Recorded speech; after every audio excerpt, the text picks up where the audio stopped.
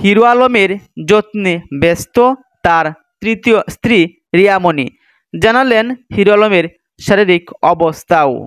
গত 27 জুন দুপুর 12টার দিকে অচেতন অবস্থায় তার বন্ধুর বাড়ি বগুড়ায় অসুস্থ হয়ে পড়েন হিরো আলম। তখনই তাকে 2 নট উপজেলা স্বাস্থ্য কমপ্লেক্সে ভর্তি করা হয়। এদিকে হিরো আলমের এই অসুস্থতার নিউজ শুনে মুহূর্তেই ছুটে যান তার স্ত্রী রিয়ামণি।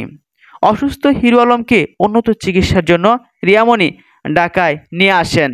শনিবার সামাজিক যোগাযোগ মাধ্যমে ফেসবুকে একটি পোস্টে হিরো আলমের সর্বশেষ অবস্থার কথা জানান রিয়ামণি। সেই পোস্টে রিয়ামণি তিনি জানিয়েছেন, আলহামদুলিল্লাহ, আগের থেকে সুস্থ রয়েছেন হিরো আলম। জীবন যুদ্ধে যারা জয়ী হয় তারাই হচ্ছে আসল যোদ্ধা। জীবনে চলার পথে অনেক কিছুর সম্মুখীন হতে হয়, অনেক কিছুর শিকার হতে হয়। বলার অনেক কিছু থাকে, কিন্তু অনেক সময় বলা যায় না।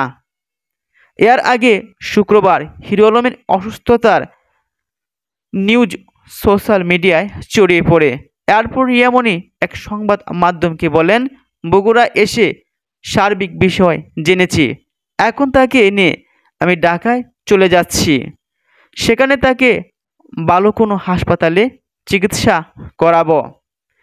তাছাড়াও বৃহস্পতিবার দিবাগত রাত 3টার দিকে হিরো আলম 2 নট উপজেলার যমুনা নদীর তীরে বান্ডারবাড়ি গ্রামে তার ঘনিষ্ঠ বন্ধু জাহেদের বাড়িতে বেড়াতে গিয়েছিলেন।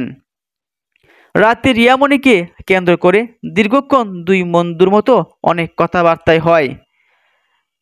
এরপর পৃথক বিছানায় ঘুমিয়ে পড়েন হিরো আলম এবং বন্ধু জাহিদ।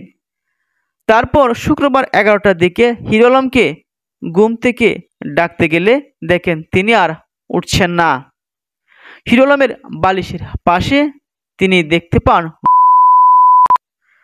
তার বন্ধু জাহিদ ধারণা করেছেন রিয়ামণিকে না পাওয়ার হতাশায় তিনি হয়তো, যার ফলে তিনি গুরুতর অসুস্থ হয়ে পড়েন। হিরো আলমের সঙ্গে স্ত্রী রিয়ামণির অনেকদিন ধরে সম্পর্কের টানাপোড়েন চলছে। সম্প্রতি রিয়ামণির বিরুদ্ধে থানায় হিরো আলম মামলাও করেছেন। সেই মামলা রিয়ামণিকে গ্রেপ্তার করা হয়। তারপর 72 ঘন্টার মধ্যেই জামিন পায় রিয়াজ এবং রিয়ামণি।